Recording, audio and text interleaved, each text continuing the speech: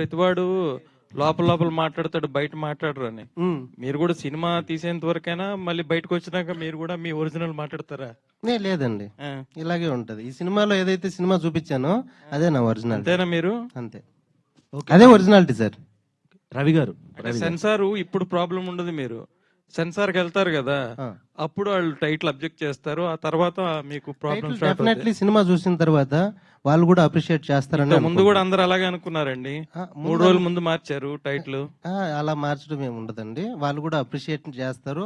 ఆ అంటే టైంలో మీరు ముందు సెన్సార్ కి అడిగారా టైటిల్ ఇలా పెడుతున్నానని? క్యాస్ట్ అనే తప్పుడు పదం అయితే కదండి మనం. వాళ్ళకి తప్పు అనిపించచ్చండి, ఇప్పుడు రూల్స్ మారుతున్నాయి. లాస్ట్ 15 years లో చాలా రూల్స్ మారాయి సెన్సార్.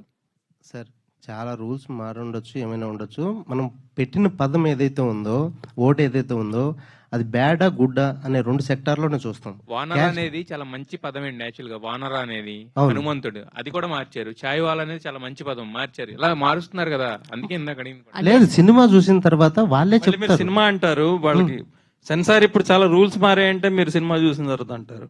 సినిమా చూసిన తర్వాత టైటిల్ కాదండి, టైటిల్ బట్టి వాళ్ళు అడుగుతున్నారు. ఓకే సార్, వాళ్ళు ఒప్పుకోకపోతే మార్చేద్దాం. యా, వాళ్ళు ఒప్పుకోకపోతే ఒక చిన్న మీటింగ్ పెట్టి అగైన్ టైటిల్ అనౌన్స్మెంట్ అప్పుడు ఏం మారుస్తారండి? ఏమైనా ఉందా ఆల్టర్నేటివ్ మీ దగ్గర? అప్పుడు ఫ్రెండ్స్